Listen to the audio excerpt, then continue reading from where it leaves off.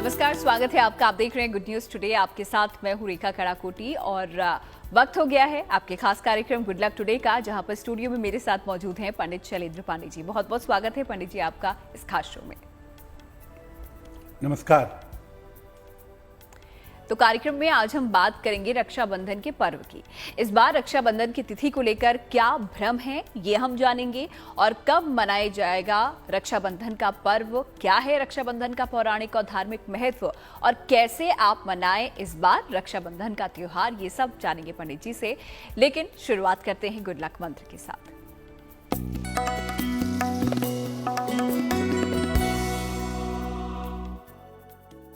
देखिए, रक्षाबंधन का दिन बहुत पावन दिन है, बहुत पवित्र दिन है। इस दिन आप सफेद रंग का एक शंख घर में ले आइए और इसे पूजा स्थान पर अपने स्थापित कर दीजिए और नियमित रूप से सुबह शाम दोनों समय इसका प्रयोग करिए, इसको बजाइए। अगर आप ऐसा करते हैं तो आपके घर में धन और संपत्ति का अभाव बिल्कुल भी नहीं होगा।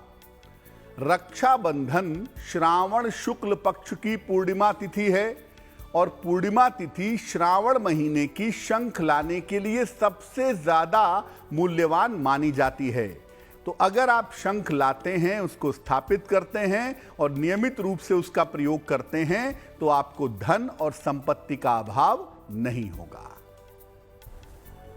तो चलिए, तो बात हो गई गुड लक मंत्र की। पंडित जी ने आपको ये गुड लक मंत्र दे दिया है, अब आप इसे आजमा सकते हैं। आगे बढ़ते हैं और 11 अगस्त का पंचांग अब पंडित जी से जान लेते हैं।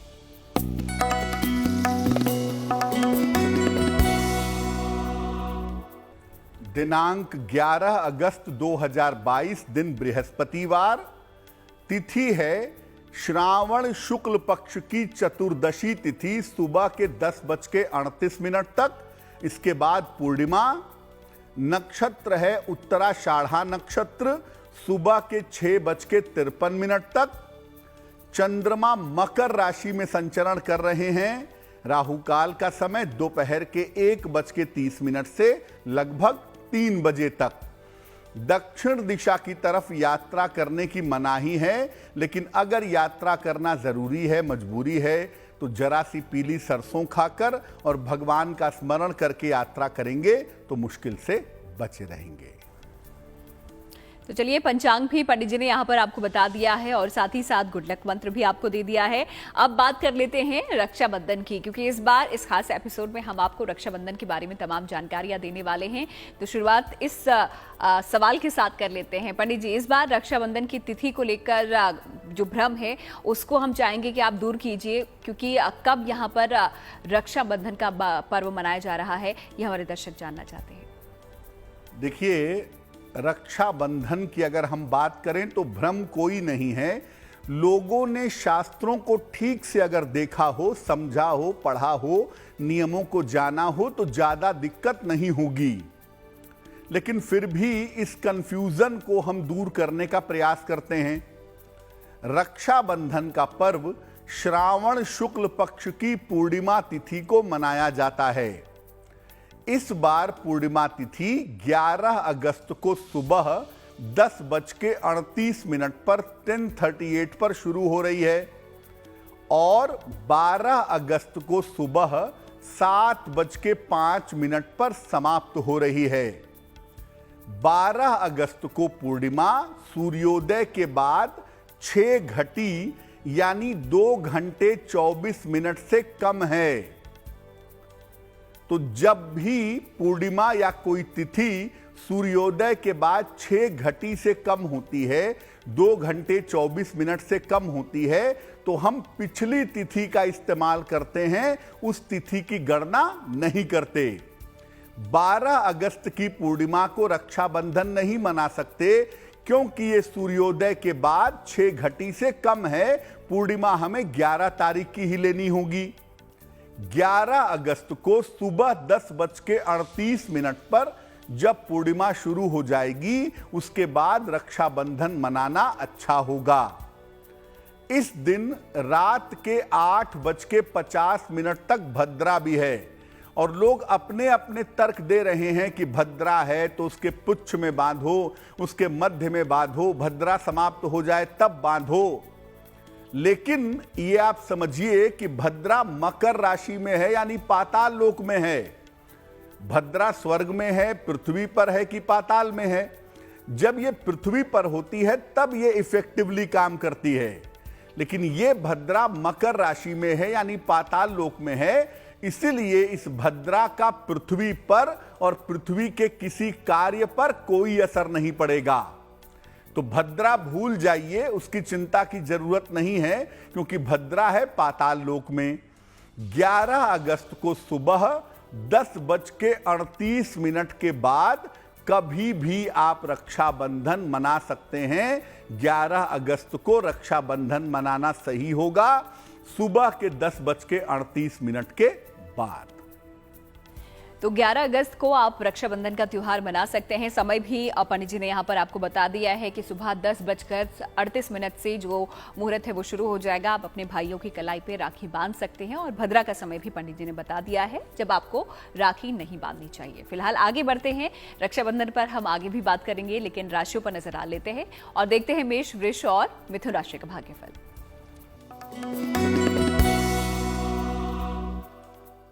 मेष राशि, करियर में आपके लिए लाभ के संकेत हैं। करियर में आपको लाभ होगा। धन का लाभ भी इस समय आपको हो सकता है। संतान पक्ष की उन्नति होती हुई आपके लिए दिखाई दे रही है। किसी निर्धन व्यक्ति को, गरीब व्यक्ति को अगर आप धन का दान कर दें तो आपका दिन और भी ज्यादा शुभ होगा। शुभ रंग होगा सफेद और भाग्य का मीटर आपको नंबर दे रहा है 80%, यानी बहुत अच्छा भाग्य आपके साथ बना हुआ है।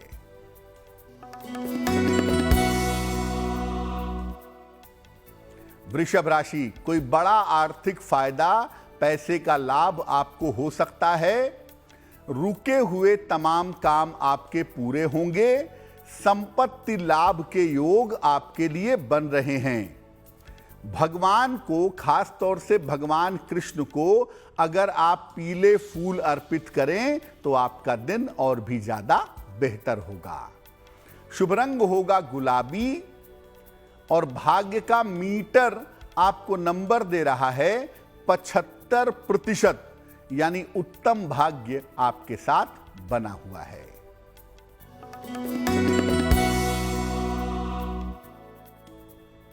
मिथुन राशि, बेवजह की चिंता परेशान कर सकती है। महत्वपूर्ण काम अभी कुछ समय के लिए आपके रुक सकते हैं। इस समय यात्रा में सावधानी बनाए रखें तो आपके लिए बेहतर होगा। किसी निर्धन को अगर आप केले का दान कर दें तो आपकी मुश्किलें बहुत हद तक कम हो जाएंगी।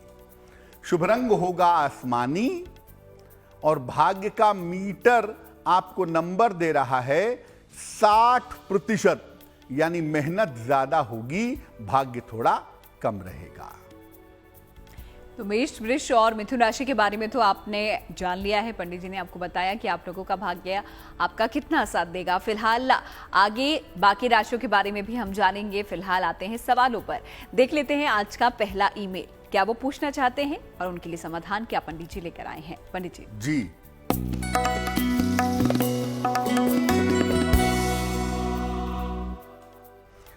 आज का जो पहला मेल है वो मनीष जी ने हमें लिखा है कोलकाता से। इनकी जन्म की तारीख है 30 मार्च 1985। जन्म का समय है 4:48 सवेरे 4:48 AM। जन्म स्थान है कोलकाता, पश्चिम बंगाल। ये पूछ रहे हैं कि मेरा विवाह कब होगा, विवाह होने की संभावना क्या है और मेरे करियर की स्थिति आने वाले समय में कैसी रहेगी। मनीष जी, आपकी कुंडली बनती है कुंभ लग्न की और आपकी राशि बनती है मिथुन राशि। महादशा बुध की और अंतरदशा भी बुध की चल रही है नवंबर 2023 तक। मनीष जी, आपकी शादी निश्चित रूप से होगी और आपके विवाह होने का जो मजबूत योग है वो वर्ष 2023 में दिखाई दे रहा है। मार्च से लेकर के नवंबर 2023 के बीच में आपकी शादी हो जाएगी। अभी आपका करियर एक ही जगह पे रुका हुआ है, वैसे कोई दिक्कत नहीं है, लेकिन बहुत डेवलपमेंट नहीं हो पा रहा है। तो बहुत डेवलपमेंट होने की, बहुत ग्रोथ होने की जो संभावना है वो आपकी कुंडली में दिखाई देती है अप्रैल 2023 के बाद। विवाह होने में दिक्कतों के आने के पीछे सबसे बड़ी वजह है आपके शुक्र का गड़बड़ होना। क्या उपाय करें शीघ्र विवाह के लिए, करियर के लिए? एक ओपल बनवा के पहने, लगभग 12 से 14 रत्ती का ओपल चांदी की अंगूठी में, दाहिने हाथ की तर्जनी उंगली में, शुक्रवार की शाम को ओपल पहनने से आपको लाभ होगा। और दूसरा काम आप करें, रोज सुबह और रोज शाम 108 बार एक मंत्र पढ़ेंगे, ओम नमो भगवते वासुदेवाय। ओम नमो भगवते वासुदेवाय, ये मंत्र पढ़ना आपके लिए बहुत अच्छा रहेगा। चलिए, अगर आप भी कोई सवाल पंडित जी से पूछना चाहते हैं, आप भी हमें लिंक भेजिए। हमारी ईमेल आईडी आपकी स्क्रीन पर इस वक्त आपको नजर आ रही होगी। आगे बढ़ते हैं, क्योंकि रक्षाबंधन का समय पंडित जी ने बता दिया है, कौन सी तारीख यानी कि 11 अगस्त को इस बार मनाया जाना है, ये भी आपने जाना। अब इसका पौराणिक और धार्मिक महत्व भी पंडित जी से समझ लेते हैं। पंडित जी देखिए, रक्षा करने और करवाने के लिए जो धागा बांधा जाता है, प्रेम के साथ, मंत्र के साथ, भावना के साथ, उस धागे को, उस पवित्र बंधन को हम रक्षा बंधन या रक्षा सूत्र कहते हैं। रक्षा बंधन के पर्व के दिन बहनें अपने भाई की रक्षा के लिए उनके कलाई पर रक्षा सूत्र बांधती हैं और भाई अपनी बहनों को जीवन भर उनकी रक्षा का वचन देते हैं। राजसूय यज्ञ के समय भगवान कृष्ण की उंगली कट गई, उनका हाथ कट गया। उस समय द्रौपदी ने रक्षा सूत्र के रूप में अपने आंचल का टुकड़ा भगवान कृष्ण को बांध दिया था। कृष्ण की मान्यता इतनी ज्यादा है, कृष्ण का प्रभाव इतना ज्यादा है हमारे ऊपर कि उस परंपरा के बाद से ये परंपरा ही शुरू हो गई कि बहनें अपने भाई को राखी बांधना शुरू कर दी। पहले यजमानों को ब्राह्मण राखी बांधते थे, या अभी भी आप देखिए पूजा उपासना के बाद कलावा बांधा जाता है। लेकिन भाई बहन का जो एंगल है, भाई बहन के जो प्रेम का प्रश्न पैदा हुआ, वो पैदा हुआ भगवान कृष्ण और द्रौपदी के संबंध की वजह से। प्राचीन काल से जब भाई बहन का संबंध इसमें नहीं था, उसके पहले भी जो ब्राह्मण होते थे, आचार्य होते थे, वो अपने यजमानों को राखी बांध करके उनकी मंगल कामना भी करते थे। रक्षा बंधन वाले दिन यानी श्रावण पूर्णिमा के दिन जो वेद पाठी ब्राह्मण होते हैं, वेद का पाठ करने वाले ब्राह्मण होते हैं, वो यजुर्वेद का आरंभ करते हैं, यजुर्वेद के पाठ की शुरुआत करते हैं। इसीलिए इस दिन, रक्षाबंधन वाले दिन, शिक्षा का आरंभ करना बहुत अच्छा माना जाता है। देखिए, मैं फिर बता दूं कि रक्षाबंधन के साथ एक बात आप समझ लीजिए कि रक्षाबंधन विशेष तरीके का एक धागा है, विशेष मंत्र के साथ, विशेष भावना के साथ, विशेष समय में बांधा जाता है। प्राचीन काल में ब्राह्मण अपने यजमानों को रक्षा सूत्र बांधते थे और देवासुर संग्राम के समय इंद्र की पत्नी इंद्राणी ने इंद्र को भी रक्षा सूत्र बांधा था। और आज भी जब पूजा उपासना अनुष्ठान होता है, उसमें पंडित जी मौली या कलावा बांधते हैं। तो रक्षा सूत्र बांधते हैं, उससे भी भला होता है, और रक्षा सूत्र बंधवाते हैं, उससे भी कल्याण होता है। तो रक्षा सूत्र एक बड़ा महत्वपूर्ण मामला है और रक्षाबंधन एक बड़ा पवित्र त्योहार है।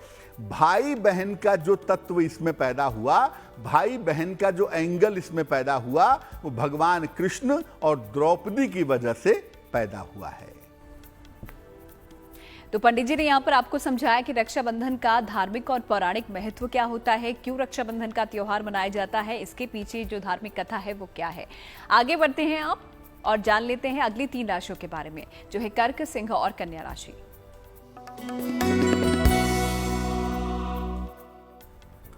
कर्क राशि, आपकी जो मानसिक चीजें हैं, आपकी जो मानसिक तनाव की स्थिति है वो ठीक रहने वाली है। धन लाभ के योग आपके लिए बनते हुए दिखाई दे रहे हैं। अगर आप अविवाहित हैं तो इस समय आपका विवाह तय हो सकता है। किसी निर्धन को अगर आप धन का दान कर दें तो आपकी मुश्किलें बहुत हद तक हल हो जाएंगी। शुभ रंग होगा सफेद और भाग्य का मीटर आपको नंबर दे रहा है 70%, यानी मध्यम भाग्य आपके साथ बना हुआ है।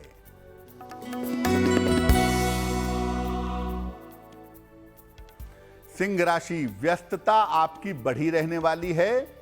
व्यापार में आपके सुधार होता दिख रहा है। स्वास्थ्य आपका कुल मिलाकर अच्छा बना रहेगा। भगवान कृष्ण को अगर आप पीले फूल अर्पित कर दें तो आपका दिन और भी ज्यादा शुभ होगा और भी ज्यादा अच्छा होगा। शुभ रंग होगा क्रीम और भाग्य का मीटर आपको नंबर दे रहा है 65%, यानी जितनी मेहनत करेंगे उतना ही आपको लाभ होगा।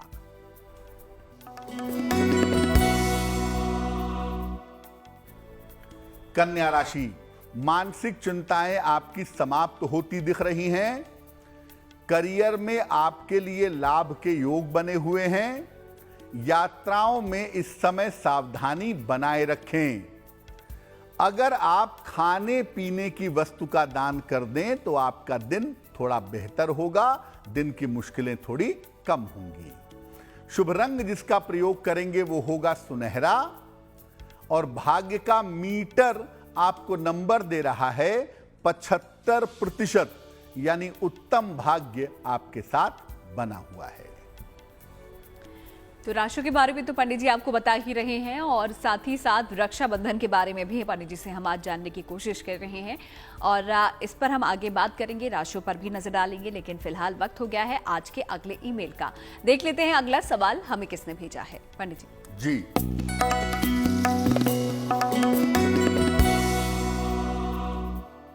अगला जो ईमेल है वो अजय जी ने हमें भेजा है, हैदराबाद से लिखते हैं ये। 15 फरवरी 1980 का जन्म है इनका। 9:10 सवेरे जन्म स्थान है दिल्ली। ये लिख रहे हैं कि 2020 में इनकी पहली शादी टूट चुकी है, तलाक हो चुका है। दूसरा विवाह कब तक होगा और कैसा रहेगा? क्या ये विदेश में सेटल हो सकते हैं, ये भी जानना चाहते हैं। और नौकरी में सफलता कब मिलेगी, बेहतरी कब होगी? अजय जी, आपकी कुंडली बनती है मीन लग्न की और आपकी राशि बनती है मकर। महादशा बृहस्पति की और अंतरदशा चंद्रमा की आपकी चल रही है 1 दिसंबर 2023 तक। सबसे पहले बता दूं कि आपका दूसरा विवाह वर्ष 2023 में होगा। लगभग जून से लेकर के दिसंबर वाले समय में आपकी सेकेंड मैरिज होगी और ये विवाह आपका आपकी अपनी इच्छा से होगा, किसी जानी पहचानी लड़की के साथ। दूसरी बात यह है कि आप बिल्कुल विदेश में सेटल हो सकते हैं। वर्ष 2024 में आपके फॉरेन सेटलमेंट के योग कुंडली में दिखाई दे रहे हैं। जहां तक नौकरी में बेटरमेंट का प्रश्न है, नौकरी आपकी अभी मध्यम चल रही है। जनवरी 2023 के बाद आपकी नौकरी लगातार बेहतर होती चली जाएगी। क्या उपाय करना चाहिए? अजय जी, एक रत्न बनवा के पहनिए, उसको कहते हैं मोती। एक 10-12 रत्ती की मोती चांदी की अंगूठी में, दाहिने हाथ की सबसे छोटी उंगली में, शुक्ल पक्ष के सोमवार की रात को अगर आप मोती पहनते हैं तो आपको लाभ होगा। एक मोती पहन लें। और दूसरा काम करें, हर रविवार के दिन खाने पीने की चीज का, विशेष तौर से गुड़ का, आटे का या गेहूं का अगर आप दान करें तो आपके लिए बहुत शुभ रहेगा। तो आपके ईमेल्स का जवाब भी पंडित जी दे रहे हैं, तो अगर आप भी भेजना चाहते हैं कोई ईमेल हमें लिख भेजिए। हमारी ईमेल आईडी आपकी स्क्रीन पर फ्लैश हो रही है। आगे बढ़ते हुए अगला सवाल यहाँ पर पंडित जी से ले लेते हैं। रक्षाबंधन के बारे में पंडित जी ने हमको बताया है, लेकिन त्योहार आप अगर मना रहे हैं तो सही तरीका क्या है और किस तरीके से आपको रक्षाबंधन का त्योहार मनाना चाहिए, आइए जानते हैं। देखिए, रक्षाबंधन का पर्व एक बहुत पवित्र पर्व है, इसलिए इसको फैशनेबल बनाने की जरूरत नहीं है। इसकी परंपराओं को समझिए कि करना क्या है। एक थाल ले लें, स्टील का ले लें, चांदी का ले लें, सोने का थाल है सोने का ले लें। उसमें रोली, चंदन, अक्षत, दही और रक्षा सूत्र और मिठाई रखें। घी का एक दीपक भी जलाया जाएगा। घी का एक मुखी दीपक होगा जिससे भाई की आरती की जाएगी। रक्षा सूत्र और पूजा की थाल सबसे पहले भगवान को समर्पित करें। त्वमेव माता च पिता त्वमेव, त्वमेव बंधु च सखा त्वमेव। भगवान को भी भाई माना गया है, बंधु माना गया है, बंधु बांधव माना गया है। तो सबसे पहले आप भगवान के सामने उस थाल को रखिए। जब आप थाल को सजा लेते हैं, खास तौर से अपनी राखी पहले भगवान के चरणों में समर्पित करें। इसके बाद अपने भाई को पूरब या उत्तर की तरफ चेहरा करके बैठाइए। पहले भाई को तिलक लगाइएगा, फिर उनको रक्षा सूत्र बांधिएगा और फिर उनकी आरती करिएगा। कम से कम 3 बार या 5 बार आरती उनके सामने से घुमाइएगा। फिर मिठाई खिला करके भाई की मंगल कामना करेंगी। ये प्रार्थना करेंगी कि मेरे भाई की उम्र लंबी हो, मेरा भाई स्वस्थ रहे, जीवन में तरक्की कर सके। रक्षा सूत्र बांधने के समय भाई और बहन का सर खुला हुआ नहीं होगा। बहनें अपना आंचल अपने सर पे रख लेंगी और भाई एक रुमाल या अपना हाथ अपने सर पे रख लेंगे। रक्षा बंधवाने के बाद भाई और बहन को माता पिता को और गुरु का आशीर्वाद लेना चाहिए। इसके बाद जो भाई हैं वो बहन को अपनी सामर्थ्य के अनुसार उपहार देंगे। आपके पास ज्यादा पैसे नहीं है, आप छोटा उपहार दीजिए। उपहार देने की भावना मूल्यवान है, उपहार कितना कीमती है ये मूल्यवान नहीं है। तो जो भी आप कर सकें यथाशक्ति उनको उपहार भी दीजिए। उपहार में ऐसी चीजें दीजिए जो दोनों के लिए मंगलकारी हों, दोनों के लिए फायदेमंद हों। काले वस्त्र और तीखा या नमकीन खाने वाली चीजें, एक काले रंग का कपड़ा और तीखी खट्टी चीजें उपहार में मत दीजिएगा, बहुत अच्छा रहेगा। तो किस तरीके से रक्षाबंधन का त्योहार आपको मनाना है, अपनी जो राखी की थाल है उसको किस तरीके से सजाना है, ये आपने जान लिया है। आगे बढ़ते हैं और अब राशियों पर आते हैं एक बार फिर से और देख लेते हैं तुला, वृश्चिक और धनु राशि का भाग्यफल।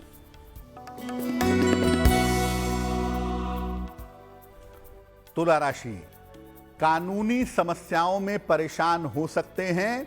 लीगल मैटर आपको परेशान कर सकता है। स्वास्थ्य भी आपका बिगड़ सकता है, उसका ध्यान रखिएगा। जीवन साथी की अगर आप सलाह मान करके चलते हैं तो चीजों को कंट्रोल कर पाएंगे। किसी निर्धन को अगर केले का दान आप कर दें तो आपका दिन थोड़ा बेहतर हो जाएगा। शुभ रंग होगा नीला और भाग्य का मीटर आपको नंबर दे रहा है 60%, यानी मेहनत ज्यादा होगी, भाग्य थोड़ा कम रहेगा।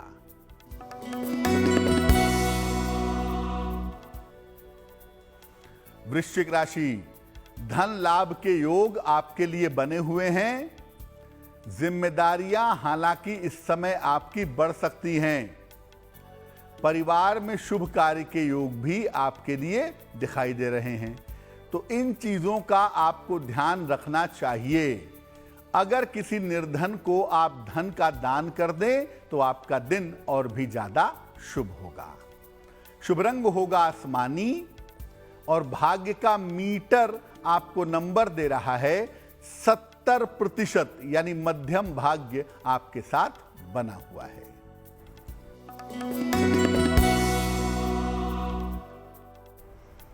धनु राशि, रुका हुआ काम आपका पूरा होगा, रुका हुआ धन मिलेगा, करियर में परिवर्तन के योग बन रहे हैं, पारिवारिक जो समस्याएं थी वो इस समय समाप्त होंगी।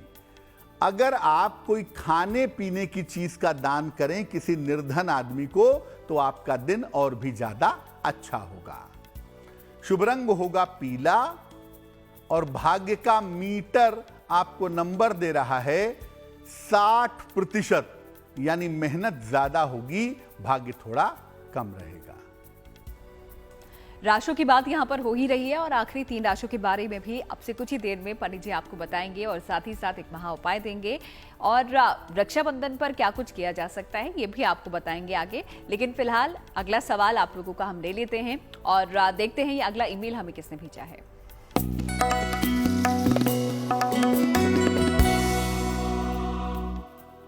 वैशाली जी ने पानागढ़ से हमें मेल लिखा है। 23 सितंबर 1997 का जन्म है, 5:54 सवेरे, और इनकी जुड़वा बहन का जन्म है 5:50 सवेरे। जन्म स्थान है चंडी मंदिर पानागढ़। ये लिख रही हैं कि क्या कुंडली में मांगलिक दोष है और अगर है तो क्या हमें कुंभ विवाह करवाना चाहिए?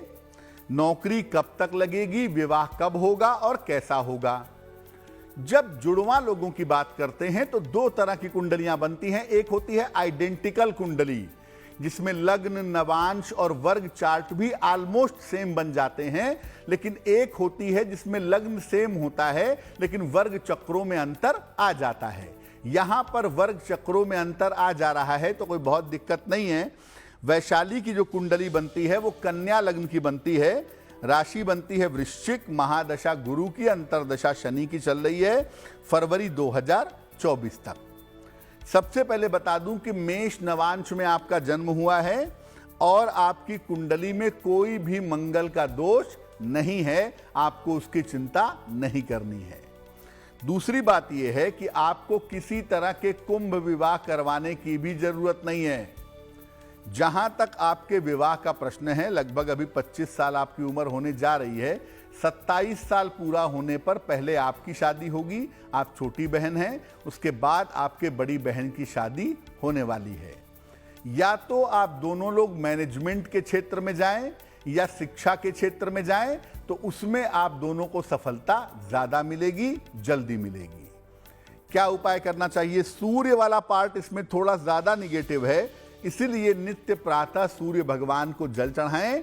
सूर्य भगवान के सामने खड़े होकर या बैठ करके हनुमान चालीसा का पाठ करें तो आपको लाभ होगा। तो चलिए आखिरी एक और सवाल आपसे कुछ ही देर में आप लोगों का हम लेंगे, लेकिन उससे पहले अपना सवाल ले लेते हैं रक्षाबंधन को लेके। और ये हमारे जो सवाल होते हुए आपके भी बहुत काम आते हैं क्योंकि यहाँ पर समाधान पंडित जी देते हैं। तो रक्षा सूत्र की अगर बात की जाए, यानी कि राखी जो आप बांधने वाले हैं अपने भाई को, वो कैसी होनी चाहिए, ये जानते हैं पंडित जी से। आजकल के मार्केट में बहुत सारी डिजाइनर, रंगीन, इलेक्ट्रॉनिक्स की राखियां भी आ गई हैं, लेकिन वास्तव में रक्षा सूत्र होना कैसा चाहिए? देखिए, रक्षा सूत्र 3 धागों का होगा, लाल, पीला और सफेद। लाल रंग ब्रह्मा का, पीला नारायण यानी विष्णु का और सफेद यानी शिव जी का। तो ब्रह्मा, विष्णु, महेश तीनों चाहिए। लाल, पीले और सफेद रंग का धागा हो तो बहुत अच्छा है, नहीं तो लाल और पीला धागा तो होना ही चाहिए। लाल और पीला धागा रक्षा सूत्र में जरूर होना चाहिए। रक्षा सूत्र में चंदन का टुकड़ा लगा हो या चंदन की खुशबू हो तो यह भी बहुत ज्यादा उत्तम होता है। अगर कुछ नहीं है तो कलावा भी श्रद्धा पूर्वक बांध सकते हैं। यानी अगर आप बहन हैं, मां हैं, अपने भाई को राखी बांधनी है और आपके पास राखी नहीं है तो कोई बात नहीं, कलावा भी अपने भाई की मंगल कामना करते हुए आप बांध सकती हैं। इससे भी निश्चित रूप से रक्षाबंधन का पर्व मन जाएगा। तो राखी कैसी होनी चाहिए ये भी आपने अब जान लिया है और राखी से जुड़ी हुई बहुत सारी जानकारियां यहाँ पर पंडित जी ने आपको दे दी हैं। अब आते हैं आखिरी 3 राशियों पर, जो है मकर, कुंभ और मीन राशि। देखते हैं इनका भाग्यफल। मकर राशि, संपत्ति संबंधी काम आपके बनेंगे, प्रॉपर्टी के काम निपटा लीजिए। कोई महत्वपूर्ण काम इस समय आपका हो जाएगा। करियर में अच्छी सफलता के योग आपके लिए दिखाई दे रहे हैं। अगर भगवान कृष्ण को आप पीले फूल अर्पित कर दें तो दिन आपका और भी ज्यादा बेहतर होगा। शुभ रंग होगा लाल और भाग्य का मीटर आपको नंबर दे रहा है 90%, यानी सबसे अच्छा भाग्य आपके साथ बना हुआ है।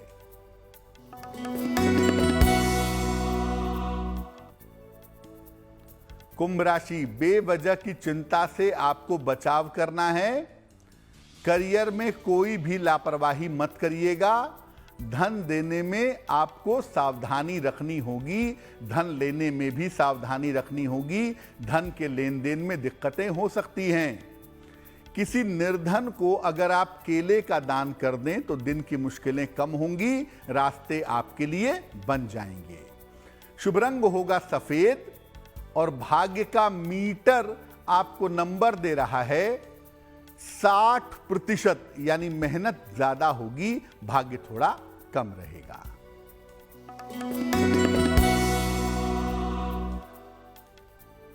मीन राशि, धन लाभ के बड़े अच्छे योग आपके लिए बन रहे हैं।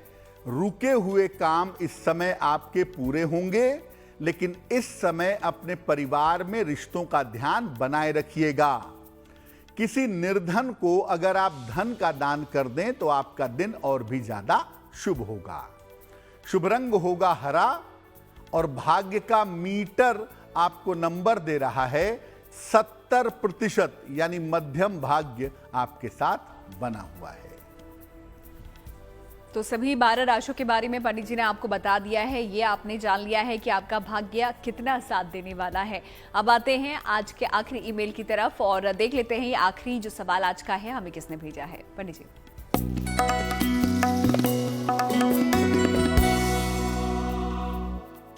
आज का अंतिम सवाल यश कुमार गुप्ता जी ने हमें लिखा है, गोरखपुर से लिखते हैं ये। इनकी जन्म तारीख है 1 जनवरी 2003, जन्म का समय है 11:50 सवेरे, जन्म स्थान है गोरखपुर, उत्तर प्रदेश। ये लिख रहे हैं कि मैंने 12वीं की परीक्षा इस बार दी थी, मैं उसमें पास नहीं हो पाया हूं। आगे मैं क्या पढ़ाई करूं, क्या कैरियर बनाऊं, और मेरे घर की आर्थिक स्थिति ठीक नहीं रहती है, उसके लिए मैं क्या उपाय करूं। यश, आपकी कुंडली बनती है मीन लग्न की और आपकी राशि बनती है वृश्चिक, और चंद्रमा बैठा है केतु और शुक्र के साथ, यानी मन बहुत चंचल है। पढ़ाई लिखाई की स्थितियां बहुत बढ़िया नहीं बन रही हैं। फिर भी मैं कहूंगा कि आप 12वीं के बाद कोई टेक्निकल पढ़ाई करिए, ITI कर लीजिए, कंप्यूटर लैपटॉप की रिपेयरिंग सीख लीजिए, या आप कंप्यूटर एप्लीकेशन BCA MCA का कोर्स कर लीजिए। यानी टेक्नोलॉजी से, तकनीक से संबंधित कोई पढ़ाई अगर आप कर लें आगे तो आपका जीवन बेहतर होगा। ज्यादातर संभावना ऐसी लगती है कि 2024 से आपकी जिंदगी पूरी तरह से रास्ते पे चलने लगेगी, लेकिन जो आपको कहा है वो आप जरूर कर लीजिएगा। एक मोती बनवा के आप पहन लें, लगभग 10-12 रत्ती की मोती चांदी की अंगूठी में, दाहिने हाथ की सबसे छोटी उंगली में। आप सोमवार की रात को, शुक्ल पक्ष के सोमवार की रात को मोती पहन लीजिएगा। दूसरा काम करें, रोज सुबह और रोज शाम दोनों समय, सूरज उगते समय और डूबते समय, दोनों समय सूर्य भगवान को जल दें तो आपके लिए बहुत शुभ रहेगा। चलिए, तो ये तो आज के ईमेल्स हो गए। आज के 4 सवाल हमने ले लिए हैं और उम्मीद करते हैं कि जी जो भी दर्शक हमें ये सवाल भेजते हैं उनको उनके समाधान मिल जाए। और इसीलिए अगर आप भी कुछ पूछना चाहते हैं हमें लिख भेजिए। हमारी ईमेल आईडी आपकी स्क्रीन पर फ्लैश हो रही है। तो रक्षाबंधन को लेकर आज हम बात कर रहे हैं इस खास एपिसोड में। किस तरीके से आपको मनाना है रक्षाबंधन का त्योहार, क्या कुछ ऐसी बातें हैं जिनको आपने ध्यान में रखना है, ये तो हमने जान लिया। लेकिन पंडित जी, यहाँ पर क्या किसी तरीके की कोई खास पूजा भी रक्षाबंधन के दिन की जाती है? क्योंकि सावन का भी आखिरी दिन है और इस दौरान ज्यादा से ज्यादा भगवान की कृपा हमको मिल सके, क्या कोई पूजा आप बताएंगे हमारे दर्शकों को? बिल्कुल, जैसा रेखा ने कहा बात बिल्कुल ठीक है कि सावन का अंतिम दिन है और सावन का महीना तो भगवान शिव का महीना होता ही है। पूर्णिमा की तिथि चंद्रदेव की तिथि है, भगवान शिव से कनेक्टेड है। तो इस दिन मैं यही कहूँगा कि रक्षाबंधन का पर्व आप जरूर मनाएं, लेकिन ये ना भूलें कि ये सावन का अंतिम दिन है, इसलिए भगवान शिव के मंदिर में जाकर के जल जरूर चढ़ाइएगा। रक्षाबंधन के दिन जल और बेलपत्र शिवलिंग पर जरूर अर्पित करिएगा, वो आपके लिए जरूरी होगा। इसके अलावा भगवान शिव का श्रृंगार करवा लें, भगवान शिव का अभिषेक करवा लें, भगवान शिव के मंत्रों का जप कर लें, यानी भगवान शिव की ज़्यादा से ज़्यादा पूजा आपको रक्षाबंधन पर करनी चाहिए। और रक्षाबंधन में खास तौर से संध्या काल को, जैसे इस बार 11 अगस्त को रक्षाबंधन है, तो शाम को सूर्यास्त के पहले और बाद का जो समय है, यानी सूर्यास्त के आसपास का जो समय है, उस समय में अगर आप मंदिर में जा करके भगवान शिव की पूजा करें, उनके मंत्रों का जप करें, उनसे प्रार्थना करें, तो रक्षाबंधन का पर्व आपके लिए बहुत शुभ होगा। और जिन बहनों के भाई उनसे दूर हैं, वो बहनें भगवान शिव से प्रार्थना करें अपने भाई की लंबी आयु के लिए। वहाँ पर एक रक्षा सूत्र जरूर रख दीजिएगा शिव मंदिर में जा करके। और जो भाई हैं, उनके पास बहनें दूर हैं या उनके पास नहीं हैं, तो वो शिव मंदिर में जा करके शिव जी को जल चढ़ा करके अपने बहनों की लंबी आयु की, बहनों की सुरक्षा की प्रार्थना करेंगे, तो इससे लाभ होगा। सावन का अंतिम दिन सफ़ेद मिठाई भगवान शिव को चढ़ाइएगा, सफ़ेद मिठाई लोगों को खिलाइएगा और भगवान शिव की पूजा करिएगा। इस पर्व का पूरा पूरा लाभ आपको निश्चित रूप से प्राप्त होगा। अब आते हैं आगे और हैप्पी बर्थडे, यानी कि जिनका जन्मदिन आता है 11 अगस्त को, उनके लिए साल कैसा रहेगा, पंडित जी आपको बताएंगे।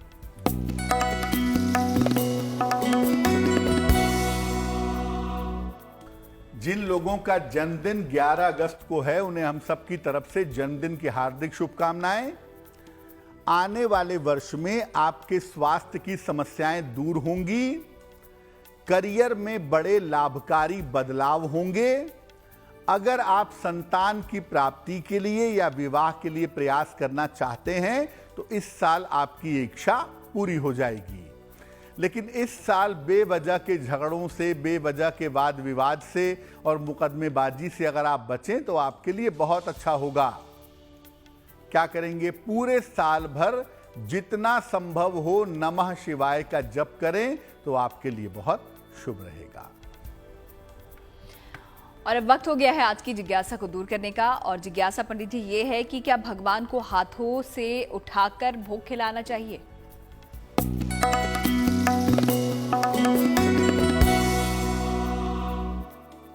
बहुत सारे लोग जब भगवान को भोग समर्पित करते हैं, तो प्लेट में लिया लड्डू या मिठाई अपने हाथ से निकाला और भगवान के चेहरे पे, मुंह पे लगाने लगते हैं। ऐसा करते हैं बहुत सारे लोग। क्या वाकई में ऐसा करना सही है? क्या वाकई में ऐसा करना चाहिए? सामान्यतः ईश्वर जो है वो सूक्ष्म रूप से आपका भोग ग्रहण करते हैं। जैसे किताब है, उसमें से कितने लोग भी पढ़ते जाएं, उस किताब के अक्षर समाप्त नहीं होते, उसके पन्ने नहीं घिसते। इसका मतलब वो सूक्ष्म रूप से पढ़ी जाती है। उसी तरह से सूक्ष्म रूप से ईश्वर भी आपका प्रसाद ग्रहण करते हैं। लेकिन जब आप बहुत भावना में आ जाते हैं, ईश्वर के प्रति बहुत जुड़ जाते हैं, तो अपने हाथों से उन्हें भोग देते हैं, इसमें कोई संदेह नहीं है। सिर्फ इतना ध्यान रखें कि भोग जब भी अर्पित करें, चाहे अपने हाथ से अर्पित करें, चाहे उनके सामने रख दें, पूरी श्रद्धा और निष्ठा बनाए रखें। भगवान रामकृष्ण परमहंस के बारे में हम सब ने सुना है कि वो एक हाथों से मां काली को भोजन खिलाते थे, ले मां तू खा, और दूसरे उसी हाथ से खुद खाते थे कि मैं भी खा रहा हूं। तो जब आप भाव की पराकाष्ठा में पहुंच जाते हैं, जब ईश्वर के प्रति आपका भाव बहुत ज्यादा प्रगाढ़ हो जाता है, तो ईश्वर मूर्ति नहीं रह जाता, फिर ईश्वर जीवंत हो जाता है। और ऐसे जीवंत ईश्वर को अगर आप अपने हाथ से भोग खिलाते हैं या भोग देते हैं या लगाते हैं, तो उसमें कोई भी हर्ज नहीं है। तो बहुत अच्छे से यहाँ पर पंडित जी ने समझा दिया है। तो अगर आप भी उन लोगों में से हैं जो कि भगवान को अपने हाथों से भोग खिलाते हैं, तो इसमें कोई गलत बात नहीं है। आगे बढ़ते हैं और शुभ पहर अब जान लेते हैं 11 अगस्त यानी बृहस्पतिवार का क्या है, पंडित जी।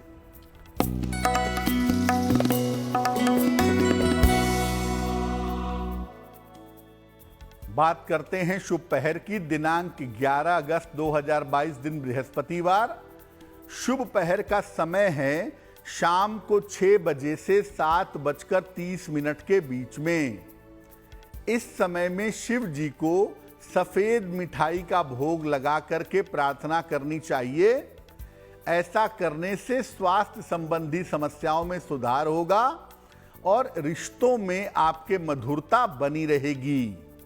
लेकिन फायदा होगा तब जब करेंगे शुभ पहर में 11 अगस्त बृहस्पतिवार शाम 6 बजे से 7:30 के बीच में। और वक्त हो गया है गुड लक राशि के बारे में जानने का, और आज की कौन सी राशि के बारे में पंडित जी हमें बताने वाले हैं, चलिए जान लेते हैं पंडित जी।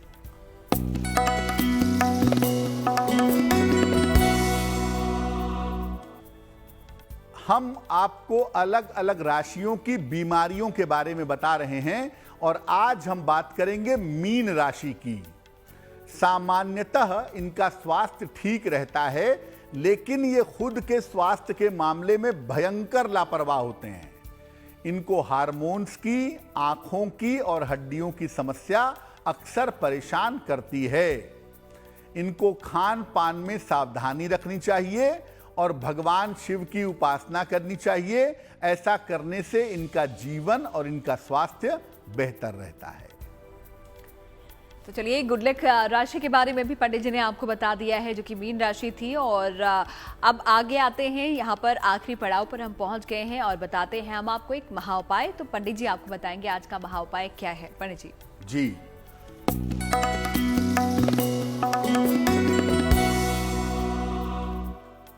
एक बड़ा सवाल लोगों के मन में पैदा होता है कि भाई मेरे तो कोई भाई ही नहीं है, मैं तो इकलौती संतान हूं अपने माता पिता की।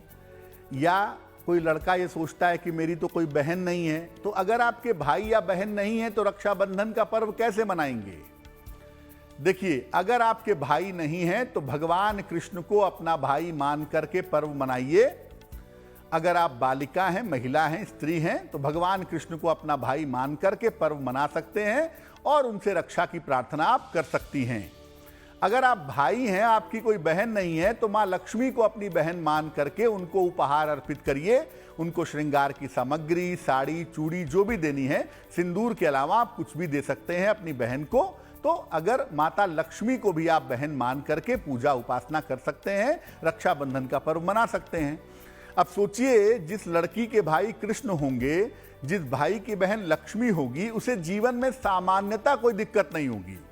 तो ये पर्व एक ऐसा पर्व है जो रिश्ते जोड़ने का पर्व है। तो अगर आपके पास भौतिक रूप से भाई बहन नहीं है तो चिंता मत करिए, भगवान कृष्ण को बालिकाएं अपना भाई मान लेंगी और माता लक्ष्मी को जो पुरुष हैं वो अपनी बहन मान करके ये पर्व मना सकते हैं। तो इस महाउपाय के लिए पंडित जी आपका बहुत बहुत शुक्रिया, और साथ ही साथ रक्षाबंधन के बारे में तमाम जानकारियां हमारे दर्शकों को देने के लिए भी आपका शुक्रिया। धन्यवाद। तो गुड लक टुडे में आज फिलहाल इतना ही। हमें आप दीजिए इजाजत। अच्छी खबरों के लिए आप देखते रहिए गुड न्यूज टुडे।